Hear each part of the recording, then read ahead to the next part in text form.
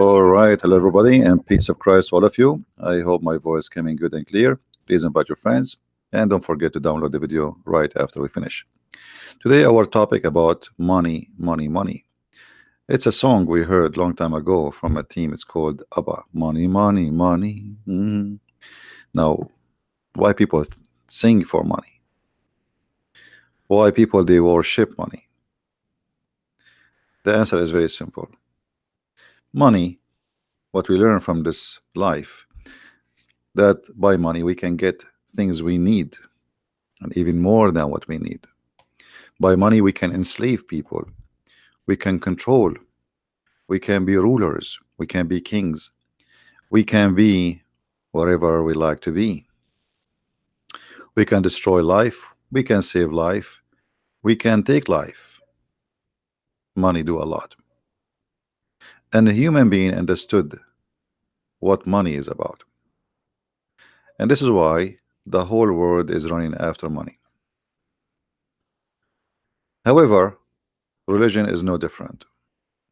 Religion, and hardly you can find something that's called religion is not connected to money.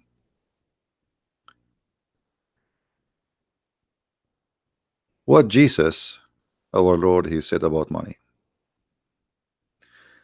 Is he a person who encouraged us to save money, to save a treasure for tomorrow? He said, look at the birds, who they have no worry. The birds, they don't, they don't have really storages of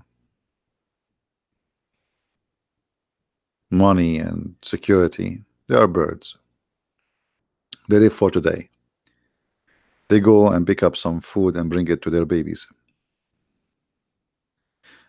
So we have totally different messages in Christianity from what Islam speak about. The Messiah, he said that you cannot worship two masters. You cannot worship two masters. You cannot work for both. Work for both here mean, you serve who? You cannot serve two masters.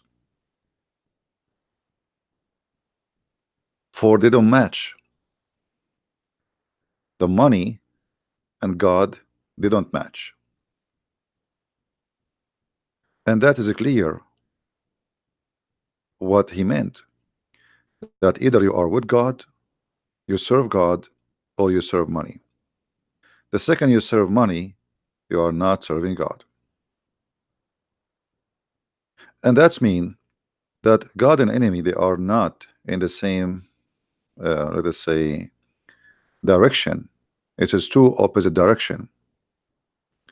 But this is not the scenario in Islam.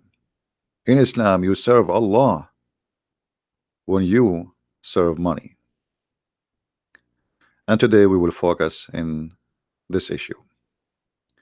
Now there is many verses in the Bible speaking, Jesus speaking about that money will not help you, money will not save you, etc. And but the clear message is you cannot serve two masters. The second you are a person who is after money, you have a master, and that master is the money. In Islam, the story is different. In Islam, Allah himself, he need money. Allah himself, he promised heaven for those who give him money. Now for sure Allah is not a person who exists. Allah is a fake God. Who is the one who will get the money? That's Muhammad.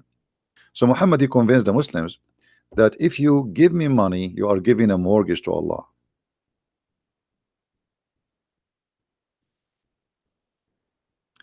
And he was using his God, as always, for the sake of generating money. So Muhammad, and this is very smart, by the way. This very smart and very evil in the same time. So you will not say, okay, I am the one is asking you to give me. No, it's Allah. I'm telling you what Allah said.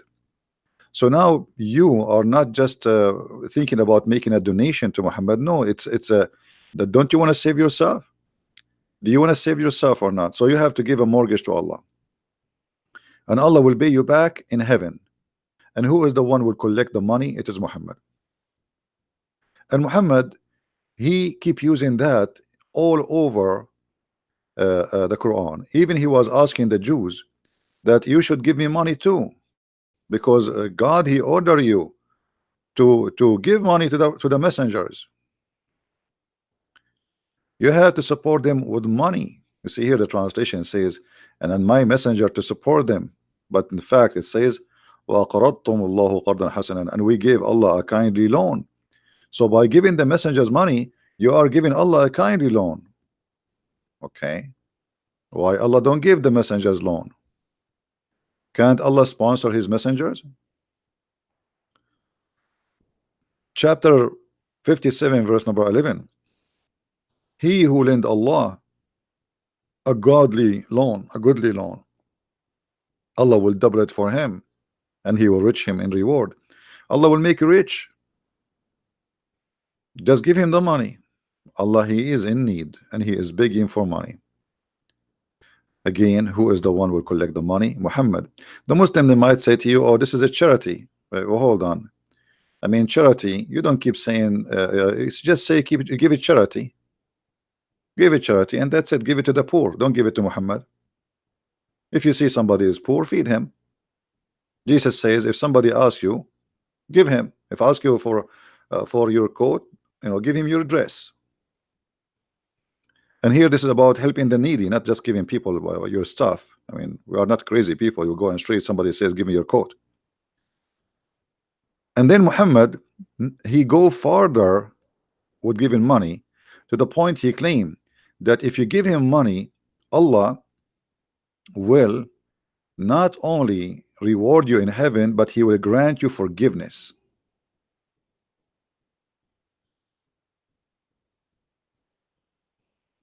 Do you see it? And here we need to ask ourselves, can we bribe God?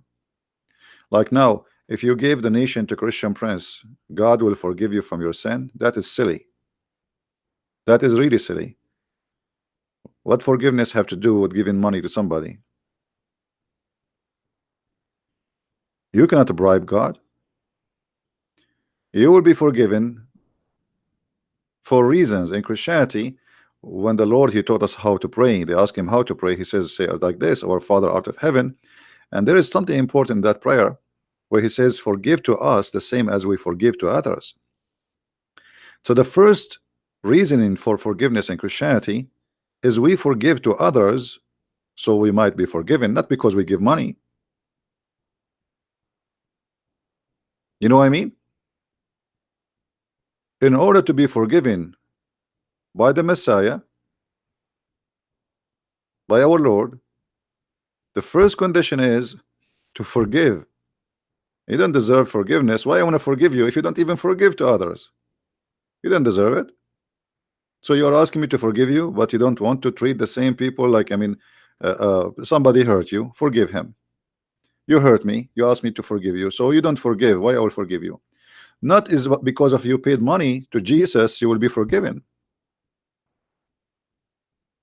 What Muhammad here is saying, that if you give me money, Allah will grant you forgiveness.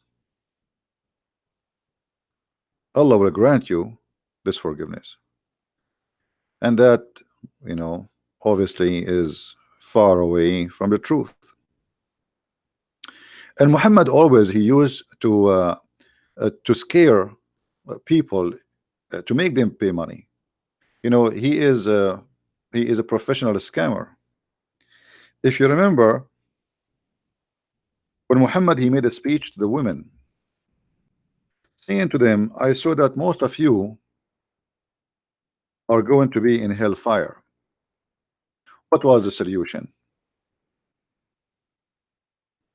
How those women, they can be saved from hellfire according to Muhammad? Very simple. Give alms. All those hadith says the same. Give Muhammad money. Give him your earring.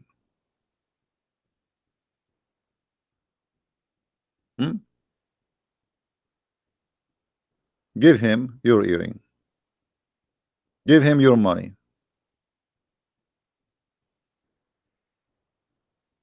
If you give Muhammad money, then you women, you will not go to heaven. You will not go to hell. All those references in front of us.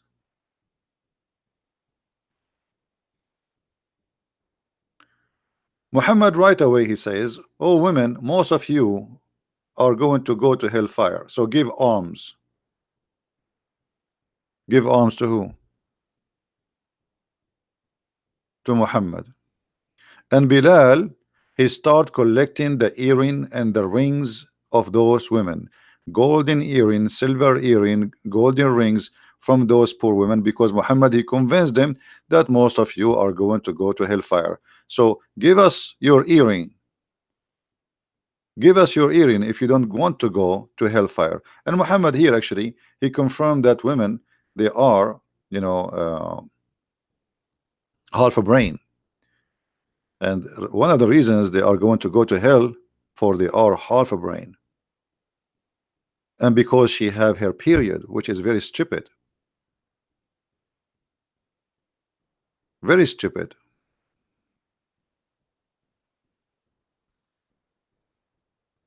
Uh, and the whole purpose of this speech is to make women give their earring and their rings, scaring them, saying to them, you will end in hellfire. So you want to be saved? Give us your money.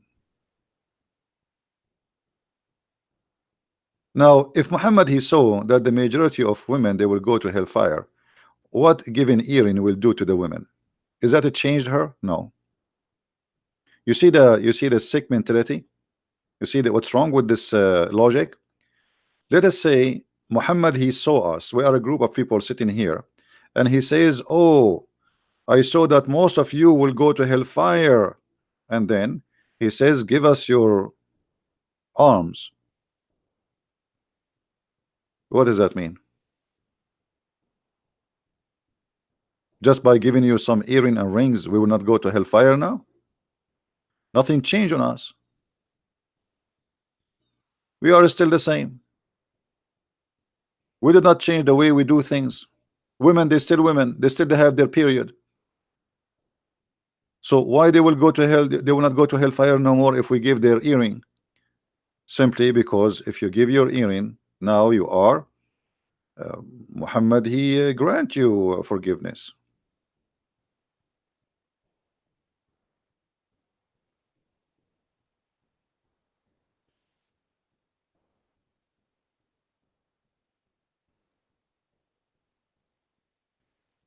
That's it.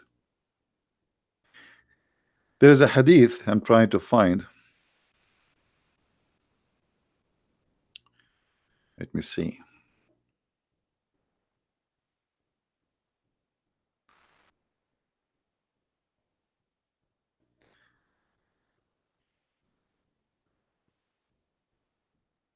Why Jesus did not say, if you give me your money, then you are going to be forgiven, forgiven. Why Jesus did not have the same logic? If the Muslim they say that Jesus, which is Isa for them, which is a really wrong name, uh, that Christians and Jews they have the same God. So why in the God of Islam, if you give some money, you are going to go to heaven, and you give it to the Prophet, but if you give it to if you don't give, then you go to hell. And why women they will go to hell? Just because they have their period, because they have half a brain. If the women have their period, that's mean if that is a defect in religion. That's what Muhammad said, a defect in the religion. So if this is a defect in religion, isn't it Allah who made them with the period? And since when having a period will make you a bad person? Look here what happened in this hadith here. He commanded them to fear Allah. Why? Because he said to them in the beginning, he was working with Bilal, his slave, and then he says to the women, directly speaking to women, then he moved away and he went to the women, and Bilal was with him. Bilal is the money bag. He is a slave who collect money from those who Muhammad he scam. He commanded them to fear Allah and exhorted them and remind them. He praised and glorified Allah, and he urged them to obey Allah. And then he said, give it charity, for most of you are the fuel of hell. A lowly woman with dark spot in her cheeks said, why, messenger of Allah, we are going to go to hell? He said, you complain a great deal and you are ungrateful for your husband. And then the women, they started taking off their necklace, earring and rings, throwing them to Bilal. Do you see it? So he scared those women, those poor women, and you are going to go to hell. You are the fuel of hellfire. And right away, those poor women, they start grabbing their necklace, their earring, their rings, and they throw it into Muhammad, in the garment of Bilal. This is a very well-known strategy by all cult leaders.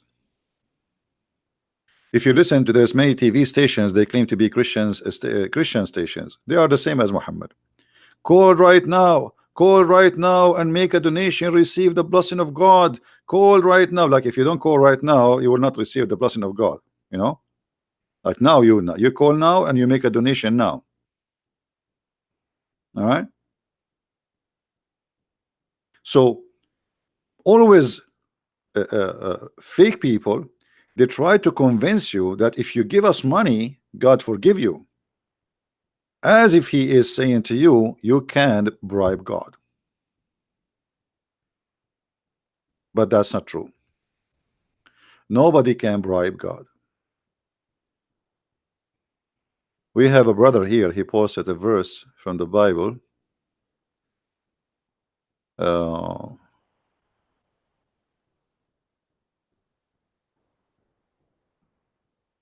Yeah, actually he just posted a verse for us. You guys, you can read it in Psalm 49. Thank you for that verse. So you cannot bribe God. You cannot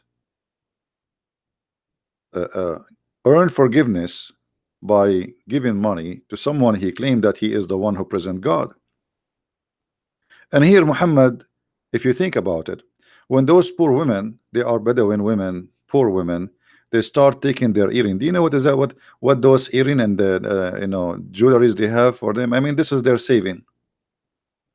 At that time, people, they don't have really. I mean, there is no bank. There's no. This is the saving of the women. The husband, he marry her. Before the marriage, he buy her some jewelries based on what he can afford. And then she wear it all, and she live with it. She sleep with it because there is no security. You know, there is not, like, you know, houses is the door, you can push it with your foot if there's a door actually. So those women, this is their security, this is their saving.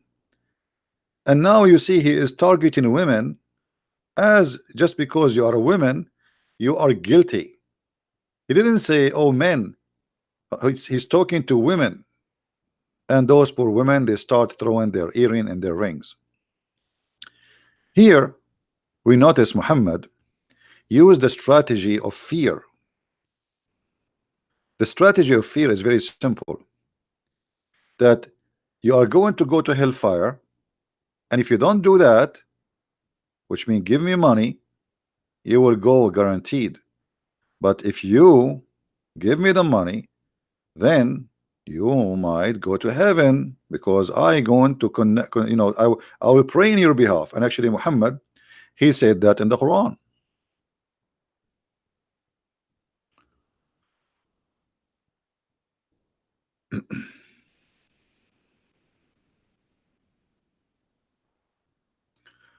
Muhammad, he says, if you want to meet the Prophet, which means Allah, suppose he's speaking, oh, you believe, when you consult Messenger of Allah in private, spend something in charity before your private consultation. So you guys, if you want to talk to Christian Prince in the private, you have to pay. If I am Muhammad, you have to pay me, Muhammad, You have to pay me as Muhammad money, otherwise I will not talk to you in private. Anyone remember that Jesus refused to meet somebody unless he pay him first?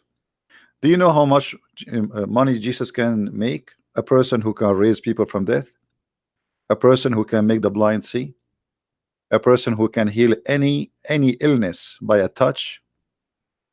How much money he can make? Can you imagine? Imagine if Jesus now he opened a clinic in this miserable earth. How many millions and billions of people they will attend the clinic of Jesus?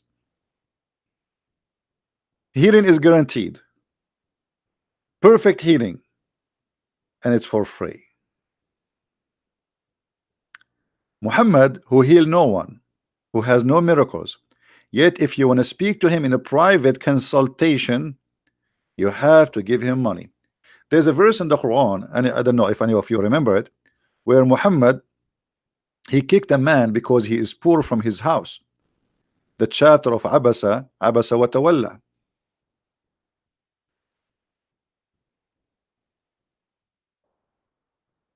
There's a chapter in the Quran, chapter 80 verse number 1. It says that the prophet gave a bad face to a man. Who is this man? He is a blind man. But why? What for?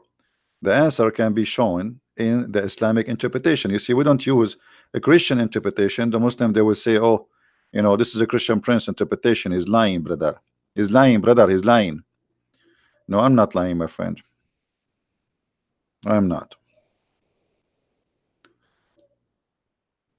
This is your tafsir, and we will show it in the screen.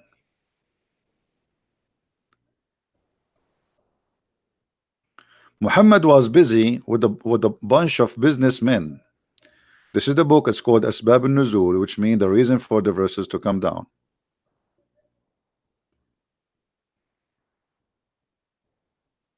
This is official Islamic government of the Kingdom of Jordan.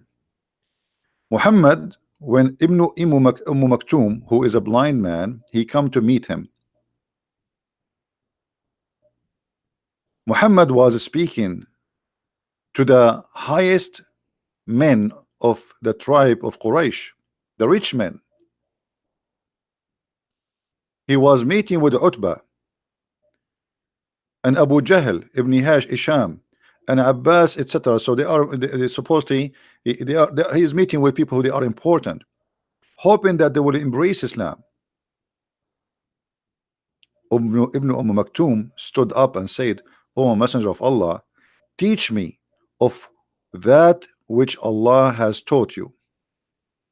He kept requesting and repeating his request, not knowing that he is busy dealing with someone else. Busy dealing with someone else?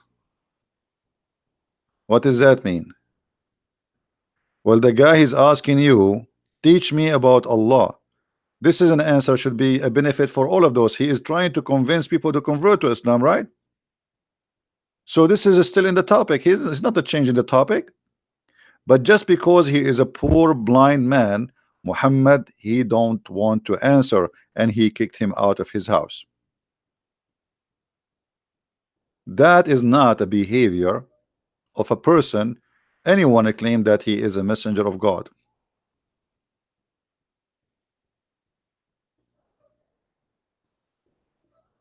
Why a man who is a messenger of God want to do such a thing? Shall we go to Ibn Kathir and see what Ibn Kathir will say about this? We can go to Ibn Kathir and try to find out in the English of Ibn Kathir, which is different always from the Arabic. But let us see, let us get them busted. This is Ibn Kathir, chapter 80, verse number 1.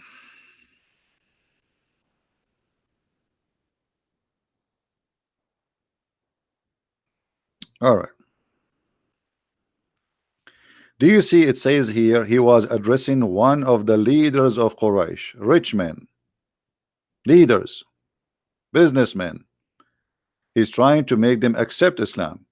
So Muhammad here in this verse, and this is the Muslim interpretation, saying that if you are a poor blind man, Muhammad, he will kick your ass. And if you are a rich man, Muhammad, he will give you all the time you need because you are a leader. Ibn Maktoum, who was from the earliest people to accept Islam, yet Muhammad, he kicked his ass and he was rude to him. Even the Quran confirmed that. But somebody might say, okay, why the Quran reporting the story? After Muhammad he did that, people, the same people who Muhammad was meeting them, they start saying, look at this guy, he claimed to be a prophet of God, yet he was rude with the blind man who believe in him. You know what I mean? Because they witnessed this. They witnessed that the Muhammad, if he is a good man, trying to convince us that he is a prophet of God, how a good man he will do what he did to the blind man in front of our eyes. So Muhammad, in order to wash his hands from being guilty, he make a verse saying, Allah says to me, why you did that? This is wrong. Do you see the evil of Muhammad? He make verses supposedly God saying to Muhammad, why you did that?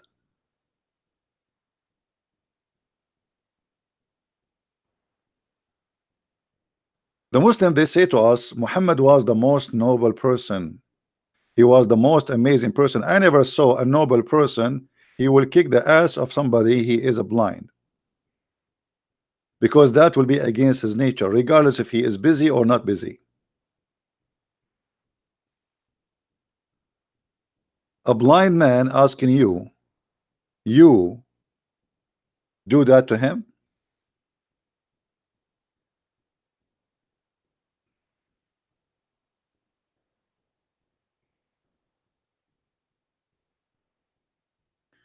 And actually, this blind man, he helped Muhammad to fabricate Quran.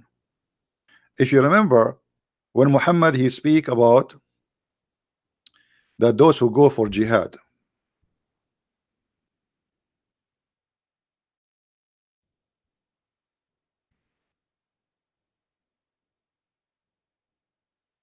Muhammad was speaking about those who go to jihad,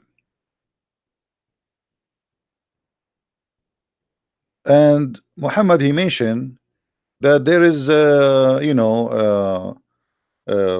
certain people, there is no sin on them if they don't join jihad. Okay, but when Muhammad he mentioned that, Muhammad he forgot to mention the blind. Ibn Maktoum, he said to him, and what about us the blind?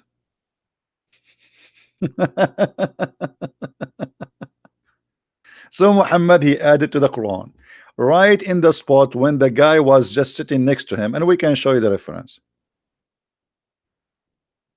which is proving Muhammad to be a false. The guy he just said to you,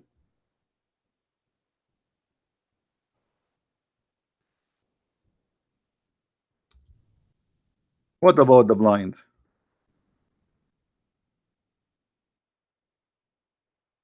If we go to the verse, chapter 24, verse number 61.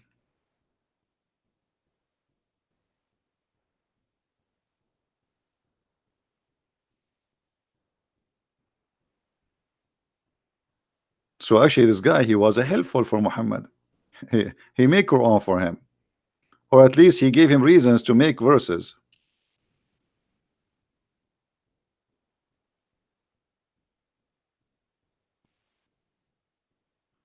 And this is why he added, there's no blame upon the blind, no blame upon etc., because Ibn Maktoum, this person, the same person, he is behind this reason.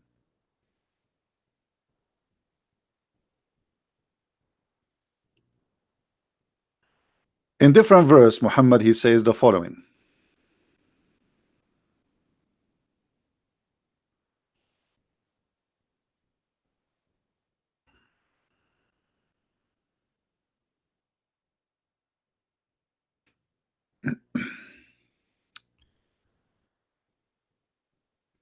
Read with me carefully, please.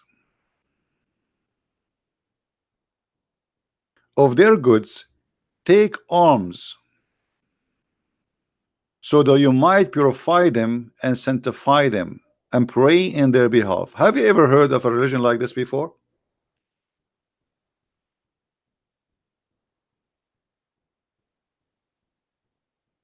Anyone notice here what what is the dangerous about this statement? Who notice? Let us see from you guys. I want you to think with me. What is the problem with this verse? As you see, this is not my translation, this is not my website, this is your Islamic website, this is your Arabic, this is your English. Everything is yours, Muslims. I have nothing to do with it. What is the problem here? Anyone notice?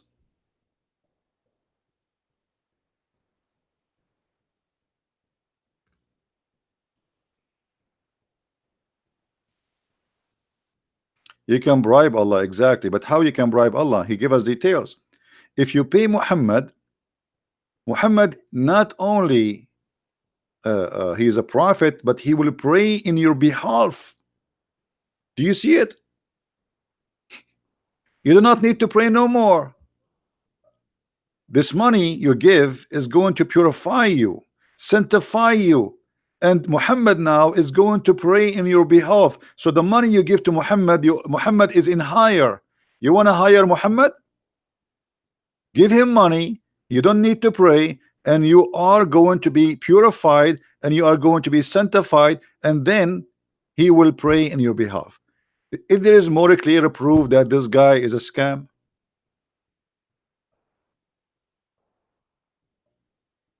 So imagine I say to you, if you give me money, you don't need to pray. That's it. I will pray on your behalf. Just give us the money. Obviously, this is a scam. We have a Muslim guy. He's saying, is this guy is stupid? Osman, answer us. Okay, maybe I'm stupid. You are smart. Osman, you are a Muslim and you are smart. I never saw a Muslim. He is not smart, by the way. All of them are genius. To the point they believe that there's in heaven, there's a woman, her ass is 1 mile. Obviously, you are the one who's smart, who believe that God is a vagina vendor, will provide you with 72 women and their legs is wide open like a victory sign. And you will have a 70 years orgasm. So, Mr. Smart, as long we are the stupid one and you are the smart one, explain to us why if we pay Muhammad, he will pray in our behalf.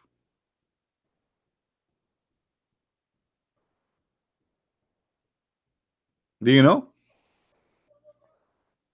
Mr. Smart?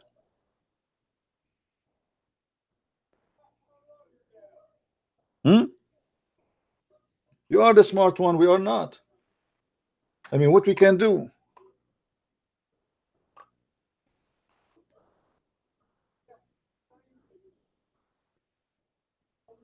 He see a lot of poor people will go to heaven. My friend, he see a lot of people will go to heaven, but yet his best friends, all of them, they are rich. He promised Uthman ibn Affan, and he make him the caliphate after him because simply he is a very filthy rich. Who is the poor people? Muhammad, he bought, you know, the Quran says, look at this. Have you ever heard, not only in Islam, not only you can bribe God, Allah can bribe you too. If you are strong and Allah need you, Allah will bribe you. Look at this verse.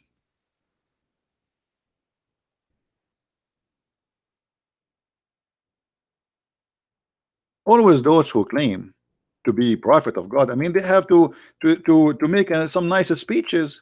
What he will say, the poor people will go to hell. But obviously, he is always in the side of the rich. If you read this this verse look nice. Okay. And by the way, here it says وَفِي الرِّقَابِ. It says here in translation, and to free the captive. It doesn't say that. Al-riqab, it says here sadaqat, the alms is given to this and this and this, and to the slave. Nowhere it says it free the slaves. Now, but look at this here. وَالْمُؤَلَّفَ قُلُوبَهُمْ. The one, their heart need to be reconciled. Anyone knows what is that about? Anyone knows what this is about? Who here remember what we said before about this verse? Who is the one their hearts are to be reconciled? You believe it or not, Muhammad, he bribed people to convert to Islam. And this is written in their Islamic books, and this is in the Quran too. Abu Sufyan, he was a very important man, a war warrior. His family are they are criminals. Muhammad, he needed them. And actually, because of Abu Sufyan, Islam expanded. Abu Sufyan family is the one who occupy all the Islamic world we know today, not Muhammad. So Muhammad, he bribed Abu Sufyan and his children, and he gave them at least 100 camel each, and gold and silver. How we can prove that? We go to the interpretation, and we go to the book of Asbab al-Nuzul, chapter 9, verse number 60. You see, nothing from my own. Everything I show you is from Islamic websites, and I have nothing to do with it.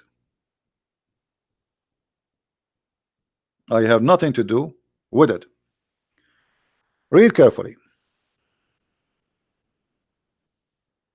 And those whose their heart are to be reconciled, so that they might become a Muslim. So Muhammad, when I give money, he is buying believers, he is buying warriors who they are fighters, the criminals, saying, I will give you money. You see, I take money from people, but I can buy you too. I'm a businessman. How you can make somebody heart go to Islam by giving him money? It's a bribe. So he is saying here, and those who their heart are to be reconciled, so that they might become Muslims, or that Islam might be firmly established. So Muhammad is using those people to establish Islam. Allah cannot establish Islam. He needed their money. He needed those people. So now he is sacrificing money. He's buying them, and then their peers might become Muslims that might defend Muslims. You see, they are warrior. They are criminals. So they will defend. They are fighters. And this was Abu Sufyan family. If we go to the book of Asbab al-Nuzul, this is Al-Jalalain. We go to the book of Asbab al-Nuzul. Oh, in Asbab al-Nuzul, not translated. It's gone. Shish kebab. Bingo. You see? Read carefully with me. Read carefully with me. And those who their hearts are to be reconciled, give them gifts such as Abu Sufyan's and his companions. Do you see it? And they were 15 men. 15 men, but they are, they are in charge of many men. They are many fighters. They are very powerful. So Abu Sufyan and his gang, Muhammad, he made them convert to Islam by giving them money. If we go to Ibn Kathir in English, I don't think we will find too much details, but let's try. Chapter 9,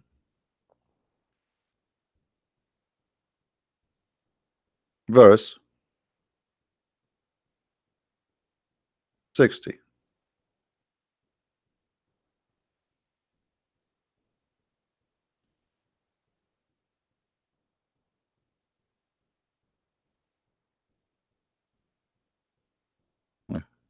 We cannot find anything. Ibn Kathir in English is gone. There's no Abu Sufyan story at all. It's shish kebab. Disappear. Yeah, we cannot find it as usual. Nothing new. Nothing new.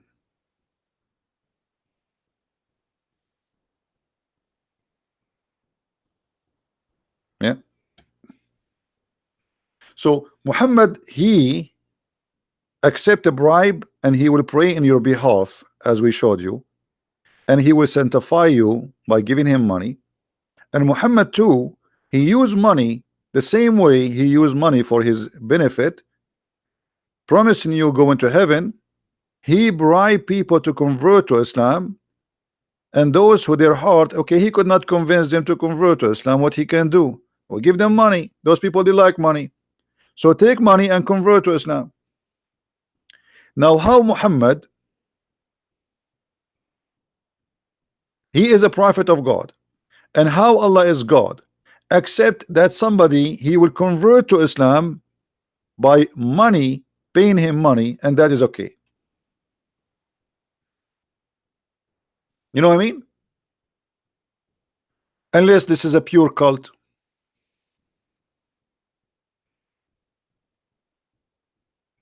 Guys, forget about Osman. Leave him alone. He's just a kid. Focus with me. Try to learn something good for you.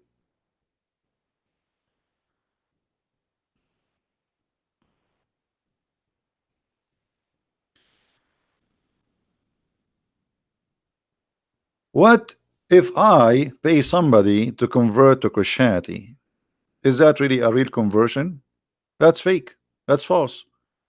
So what? Are we fooling God now? So I give you money, you became a Christian. Are you saved? You're not saved. You're going to go to hell. Actually, me and you will go to hell now, because you did not convert because you believe. You convert because of the money. So you worship the money. That's why the Bible says you cannot serve two masters. You cannot serve money and God.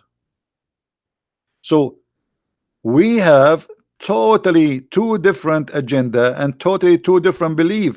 So those naive Christians who says to you, oh, Islam is Abrahamic, Islam is Abrahamic, shame on you. Shame on you. If Muhammad he used some names in his cult, does not make him, or does not make those names belong to him. What if somebody 10 years from now he says, I Christian Prince, he support me and he accept me, but he is a big fat liar? He can use the name of somebody people they like, and this is exactly what Muhammad did. He brought names which you like so he can make a delicious dish for you. Somebody wanna put a poison in your food, he will put it in your best food, not in the toilet seat. Do we agree? In order to put poison for you, I have to make you believe first that this food is good to eat. I'm not going to put it for you in a piece of ugly all the cheese, smelly cheese, you will throw it in the garbage. I will bring you the best of the cheese. I will bring you the best of the salad. I will bring you the best of the food you eat, you like to eat, and then I will put my poison there. So he brought the names which you like. He brought Moses, he brought Abraham, he brought even Jesus, supposedly Isa, and he brought Mary, and he brought all the good names, and he put them in his book so you can eat.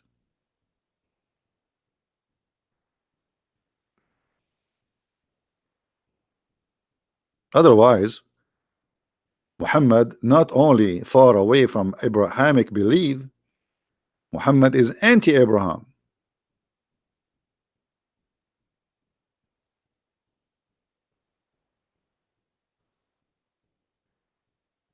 At the same time, we have tons of evidence that Muhammad he have no answer to debate those who debate him in his time.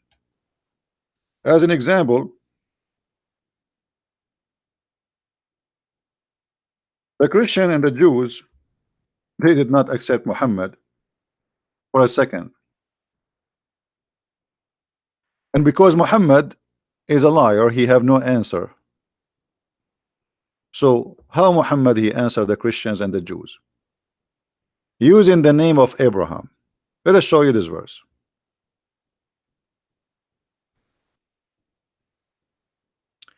Ye people of the book, why dispute ye about Abraham when the law and the gospel were not revealed till after him?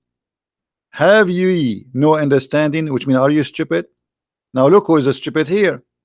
Muhammad saying to them, you are debating me about Abraham, but you came after Abraham. But isn't he is the last one to come? Here you notice that this is cannot be from God. This is from a stupid idiot who have a very low IQ. There's no way God here is refuting the Christians and the Jews, because a stupid God only will say such a thing. If you are the last one, then how you come with such a logic?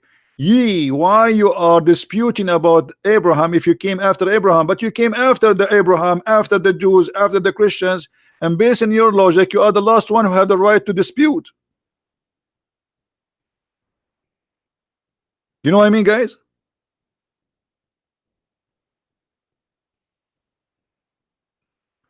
Abbas is saying, why Jesus, he said to the women, dogs. Jesus was quoting what the Jews they say. The children of Israel, they say, don't cast your bread to the dogs, because they insult always their God. Those are the Aramaic people. But for an ignorant like you, you are saying why Jesus says that. But why you don't ask yourself why Jesus, he said to her, blessed your belief. You have a great faith, and he did miracle for her. Why you did not ask yourself how Jesus, he accepted her? Why you did not say to yourself why the woman, even if she is coming to him and ask him in a miracle, nobody can do unless he is God?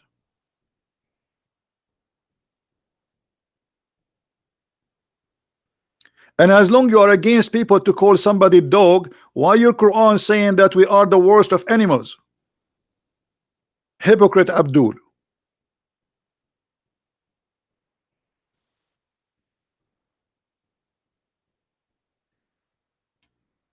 The Quran call us all kind of names. Najis, animals, worst of the creatures, evil doers, kuffar, pigs, monkeys, you name it. And then this little tiny creature, he is trying to say why Jesus said dogs. Jesus was quoting what the Jews says. Here, look at this. If Muhammad is a prophet of God and the one is talking here is God, there's no way God will say such a stupid statement. The one who came after, he have no right to dispute with the one who came after him. This is what the verse saying. But based on this, Muhammad is the last one to have the right to dispute.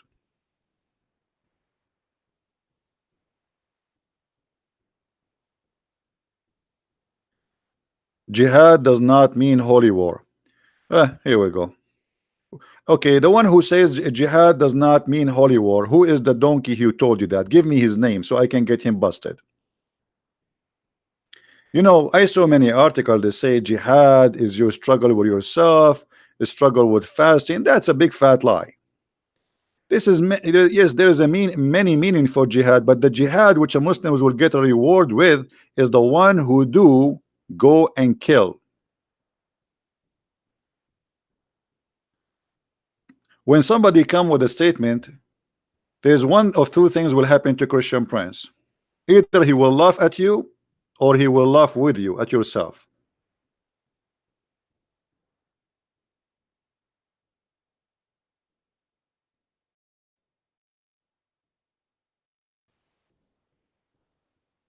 The jihad which Muhammad promised the Muslims, the version 4, is going and killing anyone who don't believe in Allah.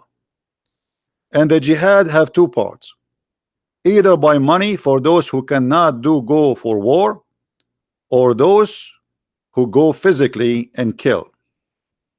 Now if there is anyone who dare to say I'm lying, please let me know. Actually, why we waste our time? We can get you busted immediately. Here we go.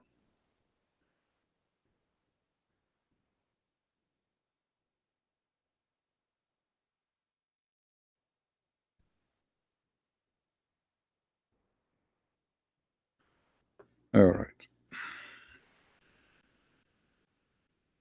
Who is the best of of the Muslims?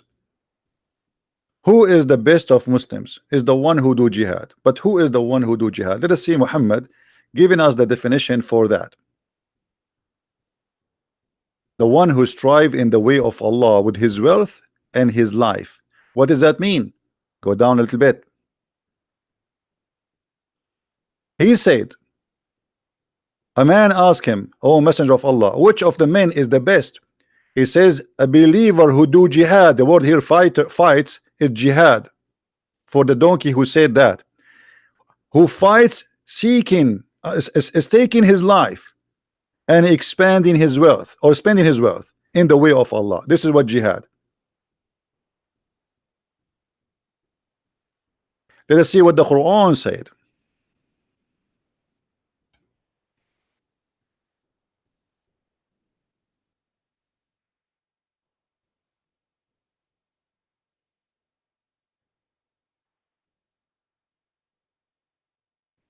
We have tons of verses about jihad. Kill, kill, kill, kill.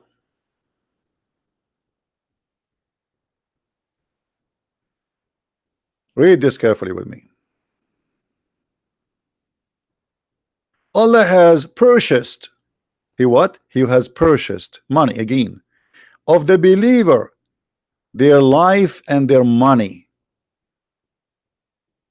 Their life and their money. For their, between two bracket, in return is paradise. They fight in his cause, and they slay and are slain. Where is the donkey who says to us that jihad does not mean to holy war? Where is that donkey who said jihad is not a holy war? Put your ears up. You do not need to put your hand up. You know, you're a donkey. Put your ears up. Do you see how they lie to you? Is that a Quran or this is a Christian Prince book?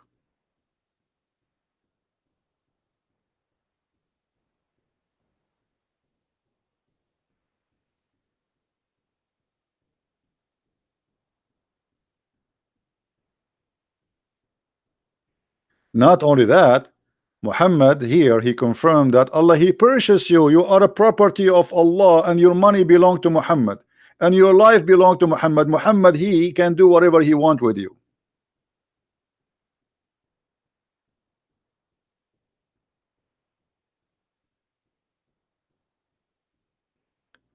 Well, we don't want to change the topic to talk about sex and jihad, but if you want to have tons of reference, you can go and get my book, Sex and Allah. All right, it's 2 volume, have tons of reference about sex and Allah, sex and jihad, sex and Muhammad. Everything have to do with sex. But remember, I did not put in my book everything about sex in Islam, otherwise I have like 10,000 books to finish this topic. So I made them in 2 books summarizing what and the connection of Allah and sex, the same as we are talking here about some evidence of the connection between Allah and money.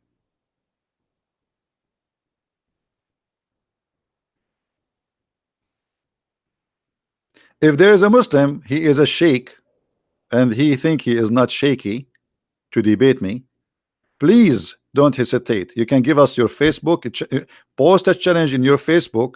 I want to debate a Christian Prince, and post your Skype. We will call you immediately, not tomorrow, not next month, not next year.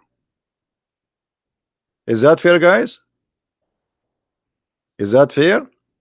If there is any sheikh, he is not shaked, terrified to debate me. If you have the courage and the knowledge, post in your Facebook, I make a challenge to Christian Prince, and for sure your Facebook will verify who you are.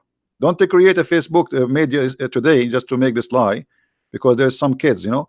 We want a verified page of Facebook for a sheikh who is willing to debate me. You post it there, you post it here for us, we check it out, we will call you. I will call you immediately. Just give us your Skype.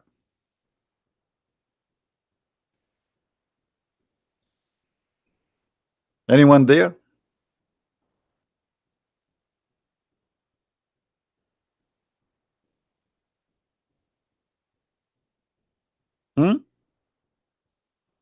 Fight for his cause. Why Allah he need to fight for his cause?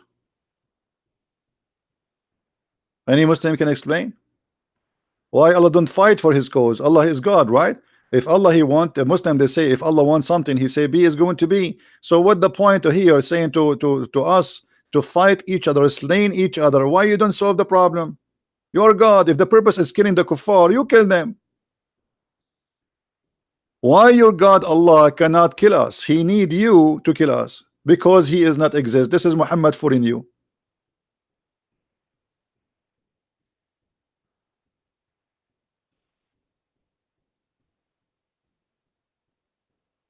Allah a long time ago he made a threat to people like me, saying to them, if you don't believe in Muhammad, look what we will do to you. What he will do to us? Brother, if you don't believe, brother, in the Prophet Muhammad, brother, Allah is going to erase your eyebrows, and Allah is going to make your mouth close, and your nose is inside your head. Let me show you the interpretation. Chapter 4, verse number 47.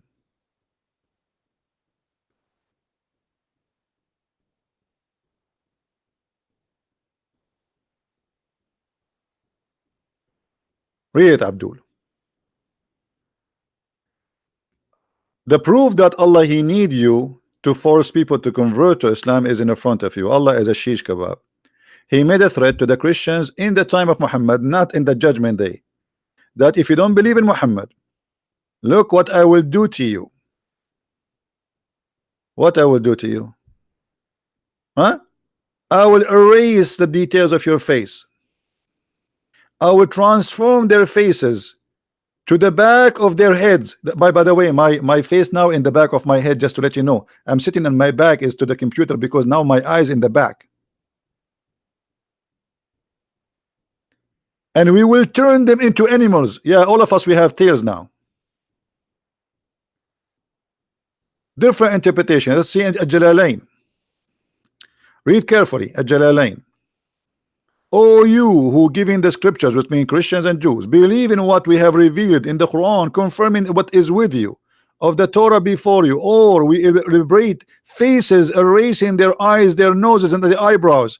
And by the way, to be honest with you, in the other day, a policeman, he stopped me. I was driving, and he says, where your face? I said, I don't have face because Allah, he deleted my eyebrows and my eyes and my nose and my mouth. And not only that, he caused my nose to go inside out, like naps of the necks or a flat plate. And this is why I use my face sometime to put rice in it. Like when I go to overseas, they ask me, do you have a dish with you? I say, no, put it in my face. It's like a dish. A very clear proof that Muhammad is nothing but a scam. He threatened the Christians in his time. You be careful, you better believe in me now. Allah will do this to you soon, the same as he did to the Jews, which means he did it in the past, not in the it's not about tomorrow in the judgment day. This is now, and nothing happened to the Christians.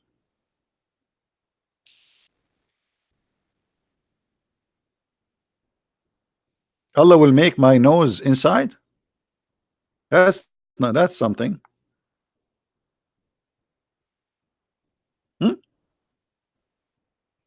Look at this. A Muslim, he is posting for us this verse. This is the verse always the Muslim they post for you just to fool you. This verse you posted from us, you idiot, it's about the Jews. Muhammad here is saying, he is quoting a verse from the Old Testament where the verse says, if a person he killed an innocent man. This is from the Old Testament, and this was for the Jews. Why Muslims they love to lie? This is have nothing to do with you. It says there actually, and we order Musas. Why you don't post the verse before it? This is for Musas, not for you. And if we ask the Muslims, by the way, who is an innocent person in Islam? The one who kill an innocent person is the one who kill a believer. If you kill non-believer, he is not an innocent person. Liars will end in fire. And we are here to get you busted. Right? Let me show you. First, by the way, this person, this liar, he did he cut a part of the verse. Did you notice that? Did you notice how he cut a part from the verse? He's a corrupt person. Muslims are corrupt people. Let me take a snapshot of what he posted us, and this is the verse in the Quran. He cut the part where it says we made it obligation for the children of Israel. He cut that from the verse because he didn't want to show you that this was for the Jews, not for him. And Muhammad was quoting the book of the Jews. Do you see it? This is the Quran. Why he cut that part? Why he cut the part where it says the children of Israel? Because this is the whole idea. Islam is a scam. Why you cut the verse? This is the same verse. Where is the part where it says, and we gave that law to the children of Israel? Because you are a liar.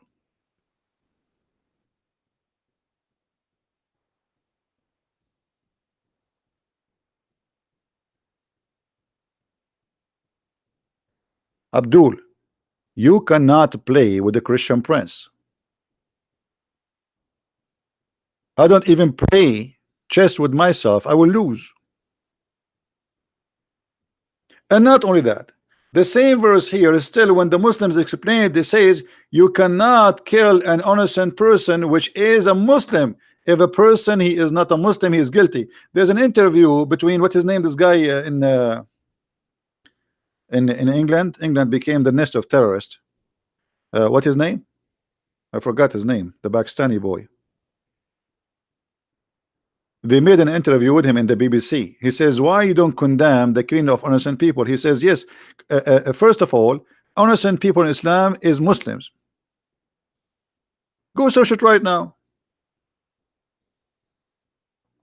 No, not Ali. What Ali was? Ali is just a kid. Andam Shawadri. Andam Shawadri. He explained it. He is being honest. He says killing innocent in the Quran mean killing innocent Muslims. If you kill non-Muslims, they are not innocent. The BBC guy, he says to him, you must be kidding me. So are you saying to me those who they are killed, etc., they are guilty? He says yes, they are guilty because they refuse to accept Islam. And this is exactly what their interpretation says. So they quote for you a verse to mislead you, to misguide you, and to fool you. And there's many stupid idiot out there, they are waiting for being misguided. Why you don't quote for me the verse after it to show you the mercy? The only reward who make war upon Allah. Upon Allah, how you can make war upon Allah? I am in war with Allah. What is the punishment for me? You know, when you see the word war, you think those people are fighting Islam by taking sword. No, the second you say a statement against Muhammad, you are waging war against Allah. What the punishment? The verse after it. They will never quote this verse for you. We cut their hands, we cut their feet from opposite direction, we crucify them, and we expel them from the land. Have you ever seen a Muslim quoting for you the verse after this verse? They don't quote it.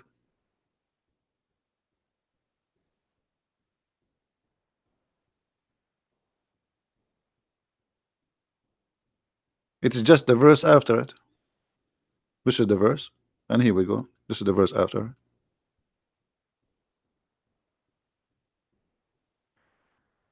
Look what Muhammad said, just to get them more busted.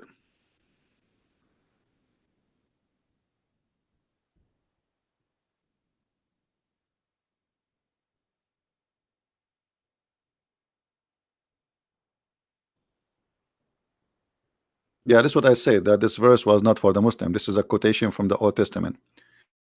Muhammad, all those hadiths saying that I've been ordered to kill all mankind except Muslims. Do you see it? I've been ordered. Here they use the word translation fight. Well, fight what? By zucchini? Fighting by the sword. I've been commanded to fight all the people. All people what? All mankind. Till they declare that there's no God but Allah and Muhammad is the prophet.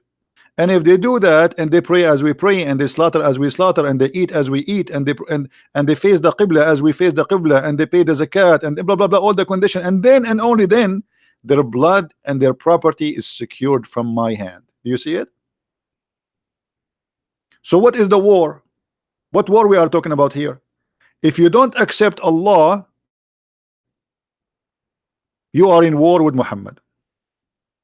If you don't accept Muhammad as a prophet, you are in war with Muhammad. Even if you accept to say Shahada and you don't pray as Muhammad he order you, he will kill you. Even if you say Shahada and you don't pray in the direction of the Qibla, the Kaaba, he will kill you. If you don't pay the Zakah, he will kill you. Do you see it? Is that my statement? Is that my book? Look how many reference. All of them they are Sahih. All of them they are Sahih. Their blood and their wealth are safe from me. Muhammad is nothing but a gang leader. Why their blood and why you want to take their wealth? Just because you don't accept to say Allah is God and Muhammad is prophet, their wealth is insecure and their blood is free for you? Yes, this is Islam.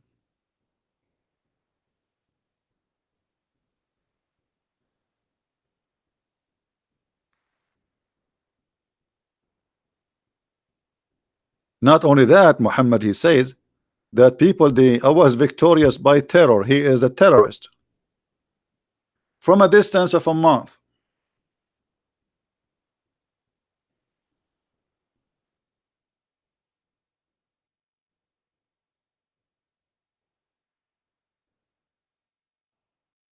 From a distance of what? From a month. I was victorious by terror in the heart of my enemy. Another hadith. The Prophet says, I have been given 5 things. What Muhammad was given. Let us see what he was given. Number 1, he was victorious by terror. He scared his enemy from a distance of a journey of 1 month. Do you see it? Do you see it? Jesus was not given that. Jesus, if he come to your house, you will be happy. You are safe and you are secure. He will not kill you. Muhammad, you say the name of Muhammad, people are terrified, for he is a terrorist. You see here they translate the word Ru'ab, which means terror, by Awi. So I was victorious by terror from a distance of a 1 month journey. You tell me what kind of a nice person he is, to the point his enemy, they hear about him from a distance of a month and they are terrified.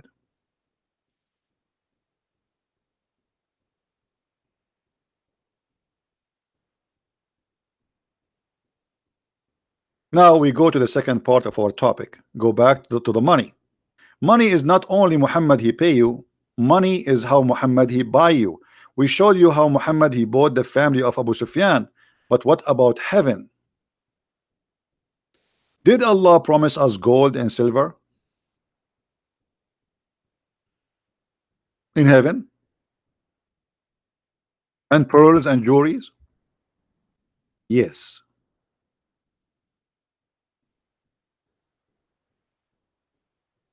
Read carefully with me. Allah he take your money now, but he promise you money later. Allah will admit those who believe and work righteousness deed, which means killing the Christians, killing the Jews, killing the Hindus, the Buddhas, the atheists, etc. To the garden beneath which rivers flow, they shall be adorned therein with a bracelet of gold and pearls, and their garment made of silk. God wanna give me bracelets made of gold? That is money. Cloth is made of silk, that is money. Pearls, and even the ground will be made from za'faran. The ground in Islam is made from za'faran and jewelries. In chapter 76 verse number 21 it says the following: upon them will be green garment of fine silk and heavy brocade, and they will be adorned with the bracelet of silver. In the other verse, Allah he made a mistake. Anyone remember what the mistake? Anyone remember the mistake? Who noticed the mistake here between the 2 verses we just mentioned? Anyone remember? There's a mistake, clear mistake in the reward. No, one verse saying that you will have gold, and the other verse saying it says a bracelet from silver. Correct? one verse saying that Allah will give you a bracelet from silver. This verse. The verse before it, Allah, he says Allah will give you a bracelet from gold. So which one? Here it says asawira min fidda, bracelet of silver. But didn't he say you will have a bracelet from gold? Which one?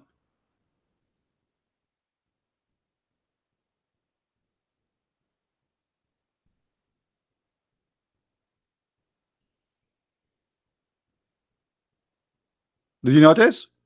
Allah do not remember what his promise is. So in one verse he says the bracelet will be from gold, in the other verse the bracelet is from silver. And there's a huge difference between bracelet from gold and bracelet from silver.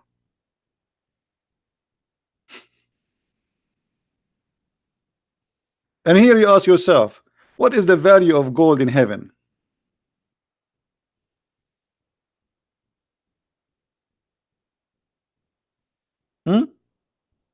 What is the value of gold in heaven? What you will do with gold in heaven?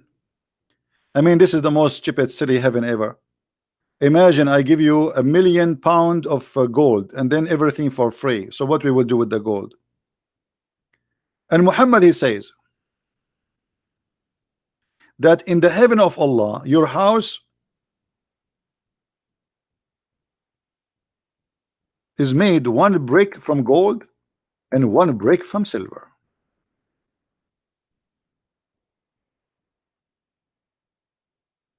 If you have a software to do like what they call it, you know, the software they use for engineering, like to design houses, try to make a wall or a house, and try using your software to color the wall with two colors, gold and silver, because one brick is gold, one brick of silver.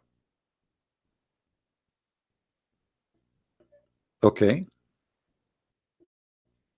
and see how ugly it's going to be, how comfortable your eyes will be to live inside such a stupid house. I prefer a cabinet or a cabin made from wood, will be a lot nicer, so friendly, and I will feel like a human inside it. Being inside a box made from metal, that is not a house. Especially it's a shiny wall, gold and silver. How disgusting.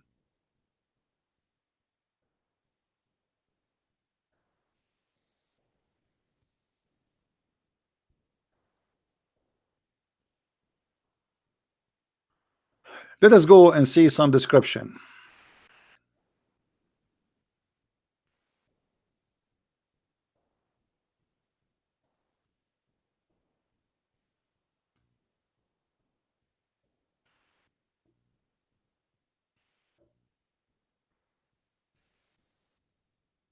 We cannot find those hadith in English.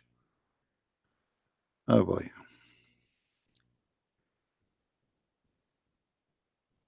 Yeah, the embarrassing hadith, they will not be. Let us show let us see this verse in the Quran.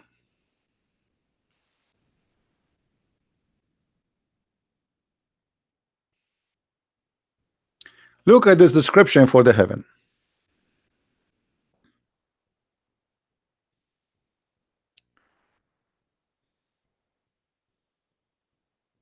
In the hell there's no food, but in heaven you will eat as much you want, and then Allah will make your face soft.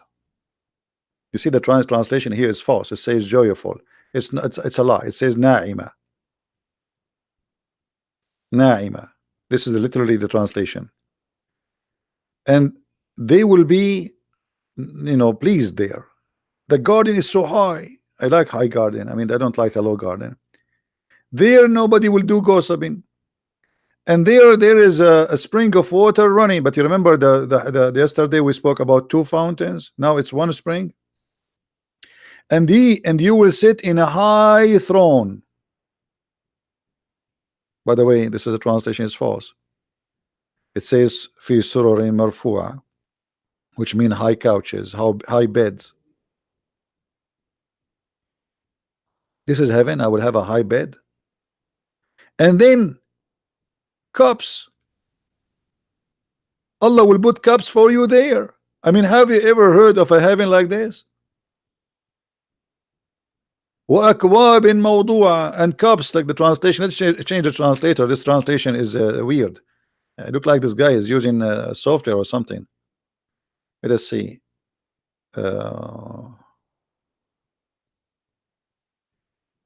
Here we go. See?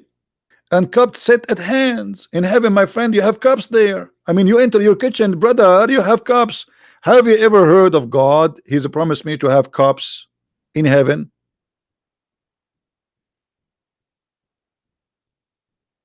That's God's talking. And brother, we will give you even cushions, and they are in rows. There is many of them, cushions, a lot of cushions. Have you ever heard of a God that promised me a heaven have cushions? I mean, the one is talking there is God. This is Muhammad fooling those poor Arab who sleep in the floor. Hey Abdul, I will give you a cushion. Are you serious, prophet? Yes, brother. I will even give you cups, because those Arab don't have cups. The cups only is in the hand of the Persian and the Roman. Those Arab are desert people. So he promised them cups is even from a glass. And carpet. You will have carpet. A brother, you will have a carpet. And look at the city Muhammad. Suddenly he jumped from I will give you cups and cushions and a throne and beds and a flowing water, and then suddenly he says, don't you see how the camel is created? What does have to do with the topic before it? Guys, imagine I'm talking to you now about the topic, and suddenly I says to you, and don't you see how the camel is created? You will say to me, Christian Prince, what this why you jump? You were talking about the cushions, the carpet, the furniture in the house of Allah, and suddenly you jump to speak about how the camel is created. What does have to do with this?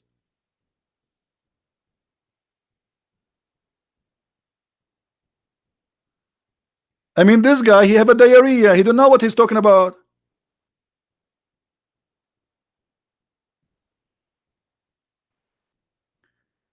And then you say, don't you see how the mountains was nailed in the ground and fixed firm? Really, it's fixed firm.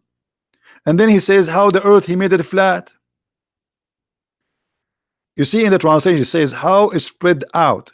It says in Arabic how he made it flat, suttihat, like a roof, flat roof.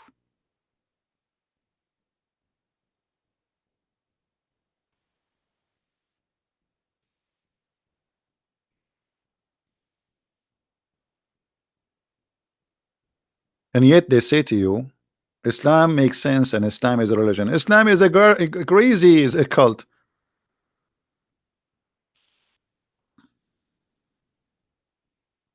What is this?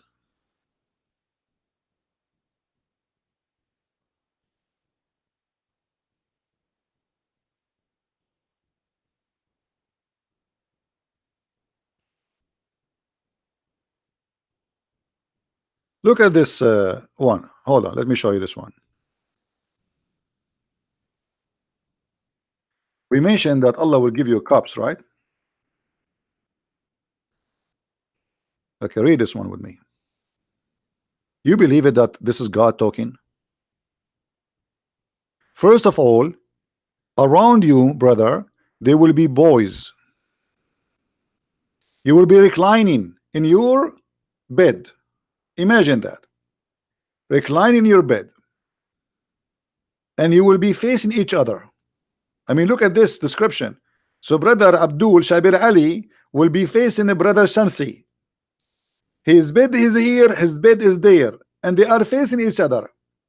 And then around them there will be little boys who they are naked, and they are so beautiful like pearls, as in different verse describe them. And they will serve them, those boys, or around them will be cups and jugs and glasses from a flowing wine. And you ask yourself why somebody want to commit suicide. Hey, look at his life here, it's a disaster. He have to work, go in the work, work as a taxi driver or a truck driver, and spend the whole day driving or doing concrete work to make pennies. He kill himself. He go there. He will find all those boys naked around him and women opening their legs. There's no panty, and each time he have sex with her, Allah, he will make her vagina brand new for him again, and cups and jugs and glasses, and he's wow, that's amazing, brother. And even the fruits, brother, of what you like. And by the way, just to let you know, in the heaven of Allah there is a great diet. There's no beef, there's no pork, there's no lamb. The only meat is allowed is a flesh of birds.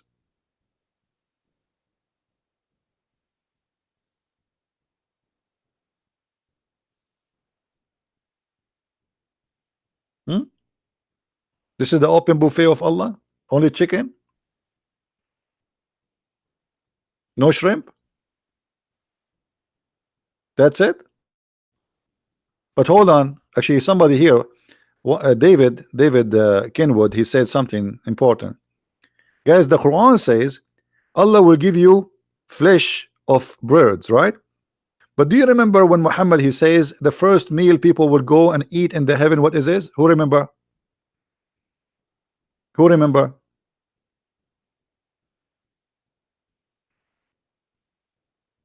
David, he just posted. Who remember? The liver of the whale, right? So Muhammad is a liar. The Quran promise you only bird meats.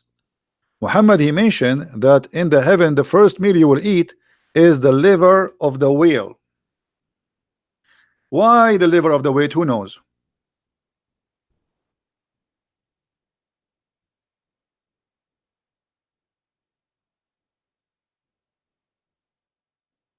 Hmm?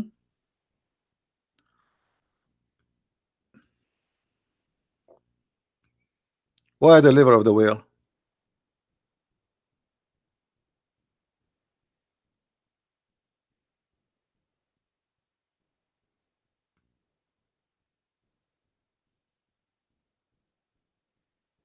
Six.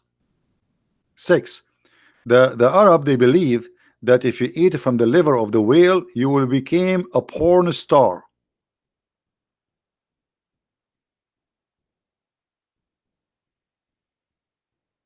Remember, now you are going to go to the heaven of Allah, so you need to be ready. So you eat the liver of the whale, your private part will become like takbir.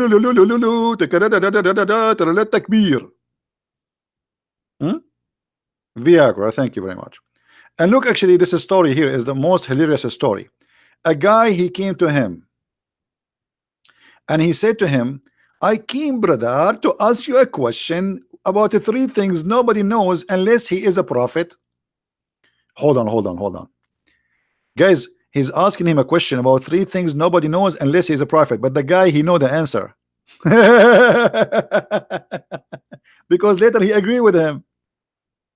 No problem, nobody knows the answer for it unless he's a prophet, but the guy himself, he know the answer.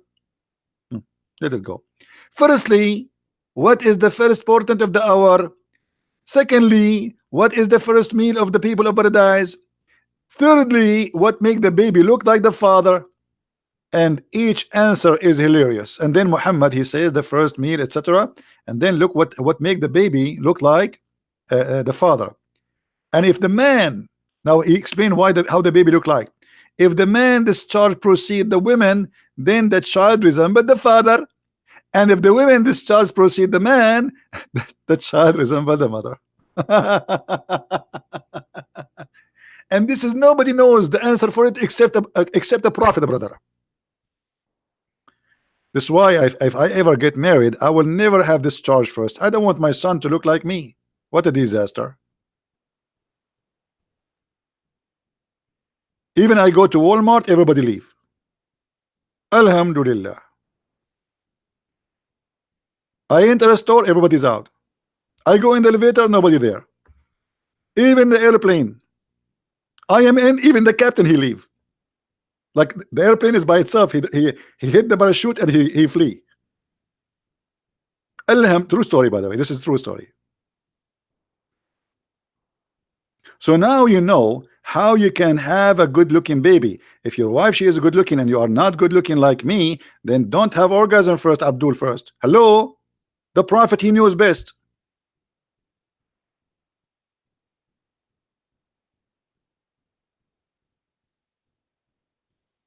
You found a sheikh, let him post in Skype, he in the sorry, in the Facebook, that he accepted challenge me, and you know, just give us his Facebook, and he can post there his Facebook account, and we will contact him. Hmm?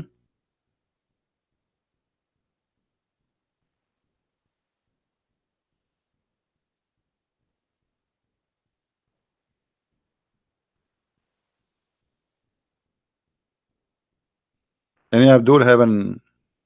This is what proves that your prophet is a prophet, because he believed that the first meal of people who enter heaven is a whale liver. Allah will hunt whales. Allah is doing fishing right now. How many whales Allah he need? How many whales Allah he need? We have 1.5 billion Muslims supposedly. How many whales Allah he need to feed them? And those are the one is alive. So if we count those who die, you know, since the time of Islam until now, maybe by now we will have 10 billion.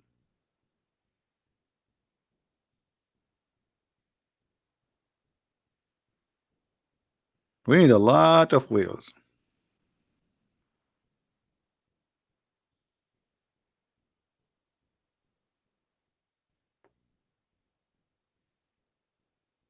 Any Abdul?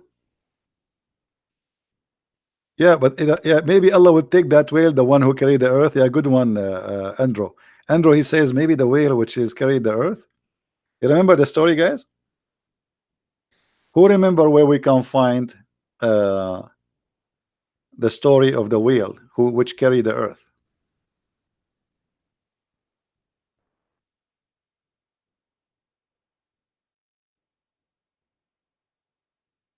Who remember? Before I put it in the screen, who remember? Which verse is speaking about the whale carrying the earth? Noon. Yeah, but what verse? What chapter?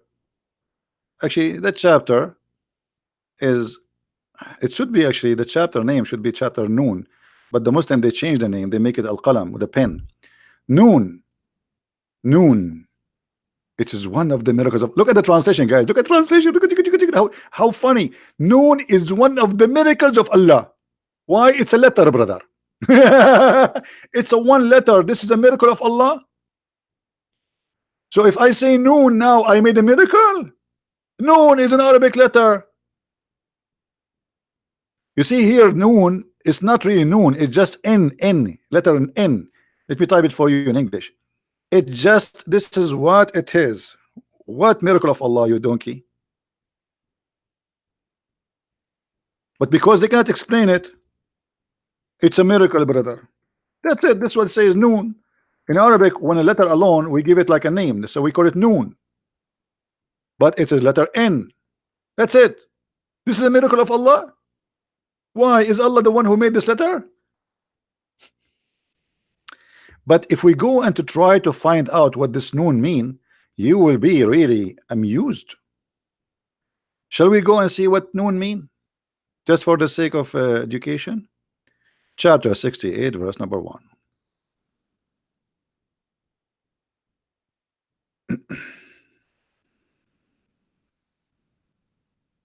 Now, if you are a person who suffer from dizziness or some illness, disease, you get dizzy, please don't read this with us, because you will get dizzy guarantee. Noon. What noon mean? Brother, Ibn Abbas is talking, the cousin of the Prophet himself. And from the narration and the authority of Ibn Abbas, he said, regarding the interpretation of Allah saying noon, noon, he says, Allah swear by noon, which is the whale that carried the earth on its back, and the whale in the water, while in the water, and beneath it there's a bowl, and under the bowl there is a rock, and under the rock there is a dust, and none knows what is under the dust save Allah. Here the knowledge of the scholar stop. Don't ask me more questions. I do not know. I could not go deep in the ocean more than this. That's it. My knowledge arrived to the dust, and the dust I do not know. Please don't ask me.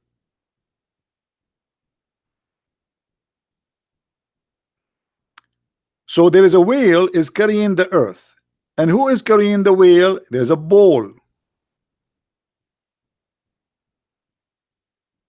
The name of the whale is Lewish, and by the way, this is not Lewish Farrakhan, this is different Lewish, and it said its name is Lutaya, and the name of the ball is Bahamut, and some they say that the name is Talahut or Liwana. The whale in the sea is called Adwad, and like a small ball in a huge sea. The sea is an Hollywood rock whereby there is a 4,000 cracks. Even the Muslims were able to count the cracks in the ocean before all the scientists. Look at this. They knew how many cracks down deep the ocean. How they knew that if Allah is not God, brother? 4,000 cracks. Abdul, the 4,000 cracks is in the head of the one who made this chapter, not in the ocean. And from each crack, water spring come out to earth. It's also said that Noon is one of the name of Allah. Hold on. So we start saying that the Noon is a whale, and we end that Noon is Allah Himself. What, 2 lines before it was a whale. Now they change it. And it's also said that it is one of the names of Allah. It stands for the letter Noon in Ar-Rahman. And it's also said, are we done? No. Also said that Noon is an inkwell. Like, what the heck? So it was a whale, and then it became Allah, and now became an inkwell. Allah have an inkwell, in case you do not know. Allah swear by the pen. This pen is made of light, and its light equal to the distance between the heaven and the earth. For sure, Allah will not hold a small pen. Are you stupid or what? His pen will be very big. Very, very big.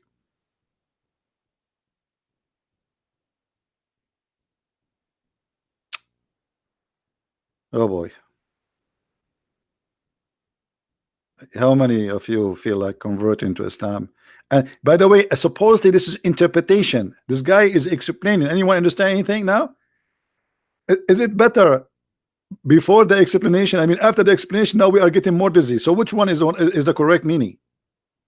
I mean, this is the interpretation. This is the explanation. And the funny, the Quran says, Allah said that we made the Quran explain the Quran in great details.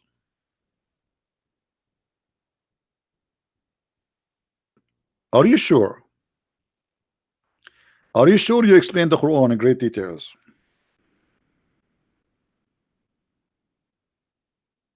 I can't tell, brother.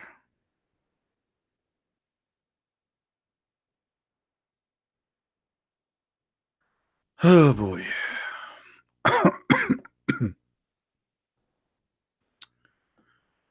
Do we have any Abdul have a comment? He just don't agree with us, something?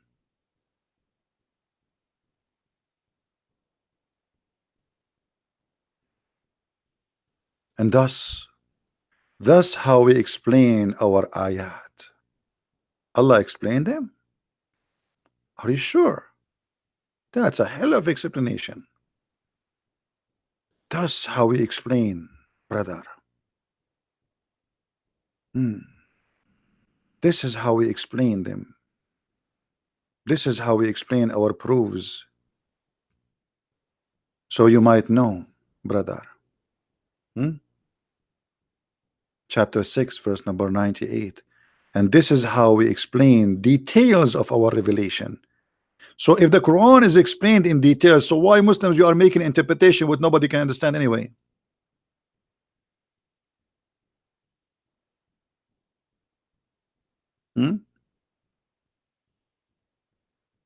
Any Abdul?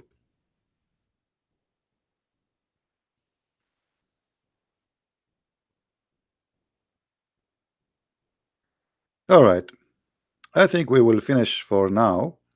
And don't forget, please, to download the videos. If you like to learn more about Islam, feel free. You can go to Amazon and search for Christian Prince, and you'll find the list of my books in all languages. And remember, for those who speak Spanish, we have our book in Spanish already out. For again, for those who speak Spanish, and we have in German, we have in Swedish, we have in French, and for sure in English. So if you are a person who care to read and educate yourself, please feel free and get your copy. Now, the reason we ask people to download the videos, because we want you always to have reference, and they are for free. It doesn't cost you money. It's for free. All the time we give here is for free. If there is something I can do more, every day I give many hours of my day for you guys for free. I lose my voice, I spend my time. This is a topic which for me very annoying, by the way. I don't like it, but because there's nobody to replace me, nobody can take my place. Somebody have to clean the garbage, and that is me. Cleaning garbage is not fun, but somebody have to do it. Otherwise, all of us, we will get sick. Otherwise, trust me, I am sick of this cult. My head is a library of garbage. Nothing useful. But as you see, sometimes even our garbage is useful, because many people, they might be misleaded, misguided, and they've been fooled and to convert to Islam. So I'm using the garbage which is in my head, which is about Allah and Muhammad, to save many people as I can. So please help us. Download the videos, share them. It doesn't cost you money. It just take a click, post it in different place. You can cut them pieces, topic by topic. Like today we mentioned many things. You can make them 15 minutes each or 10 minutes each. It's up to you. Or you posted the whole thing together. If you speak languages, you can translate the videos, the short videos, make them short. That will make it easier for you, an easier project, and add a subtitle any language you wish. My friend, don't make me feel that I'm wasting my time. I'm here to educate you, so one day you will not be left alone. And one day I will die. All of us, we will die. But your child, he will go in the internet, and there's tons and millions of people that are trying to hunt him down, make him believe in such a stupid cult. So what we do here is extremely important. If you see how many messages I receive from people who left Islam, or people who are thinking to convert to Islam, you will not believe it. Same time, you will get the blessing. If a person who leave Islam, or a person who was thinking to convert to Islam, and saw a video you posted, even though it's my video, but because you posted, you receive the blessing of saving a human being life. Yes, you do, because it is you who posted the video there. It was your hand who helped this person to be out of the ocean of hell. So help us, so you might help yourself. You know, many, they say, well, Islam is far away from me. What if your child come to you today and he heard a child in the school saying to him, Islam is from the true God, and he tried to fool your son? What you will do? How you can refute him? How you can, already he's brainwashed. It's going to be too late. So share your knowledge with your family, with your friends, even with your children. For sure, each one of them depend in his age. Don't wait until the danger come. Explain what the drugs is, not after what your child take a drugs. Explain what AIDS is, not after your child is get infected. It's too late. What we do here is an extremely for your health and the health of your family and your society. Help us, so the Lord will remember us in his book. Time will come and the Lord will ask me and you, how many hours you spend a day in your life to serve me? How many hours? Sadly, many of us will say not even a minute. Me myself, I have a lot of hours. Still, I feel guilty. I feel I can do more, but I wish really I can stay and stay all day long talking. But the more you get older and etc., like you sit in behind the table. I used to sit behind the table for 10 hours, 12 hours, 13 hours. Actually, sometimes even a day or even a day and a half non-stop. But the more older you get, the more harder it get for you to sit. It's not easy. Talking for many hours, you will lose your voice after 2 hours max. Try it. But the Lord is our provider, and the Lord, He give us strength, and I will do as much as I can, but still we need your help so you can be a person in his society, in his community, to transfer the message into something good. So thank you very much for being here. I appreciate all those who support us, either by coming here or even by donation or even by spreading my videos. For by doing what we do, we are helping the world to be better security, better economy. How much money we spend because of Islam for security in airplanes? Your airplane ticket became twice double because they increased the tax due to the security. Billions and trillions of dollars are spent everywhere in the world because of Islam, just for security and the airport alone. So Islam making a huge impact in your lifestyle. You spend now 2 or 3 hours waiting for the airplane. Before the airplane, you have to be there 2 hours in advance at least. So just for the sake of security check, because of Islam, we used to go to the airplane and nobody even asked us what you have in the bag, just before 9/11. So Islam is changing the whole system, because now people, they fear for the security. Even in China, I went in China, you know, they have many incidents where terrorists, they drive with their cars and go over the road and they kill as many as people they can. Even in China, not only in Germany, not only in France. So now you go to France, you go to Germany, you will see there's many roads are blocks. You can't even drive your car through because of Islamic terrorism. So don't think that this is a joke. Maybe it's funny, maybe it's stupid, maybe Islam is garbage in your mind, but for somebody else, this is a holy religion, and he is willing to kill for the sake of his God. So this is a very extreme, dangerous cult, impacting your life, your security, your finance, your business, your work. Many people lose their jobs because of Islam. After 9/11, almost all American airline companies went bankruptcy. Nobody's flying.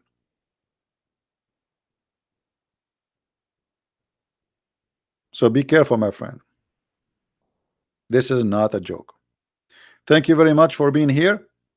And this is your brother in Christ, Christian Prince, Swad, with you.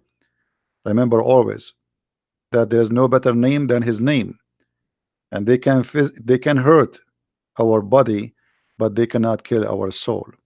We are saved, and he is with us, and he is now listening to us. Every two who mention my name, I will be between them. He is right now listening. We are the followers of the living Christ, and they are followers of the dead Muhammad.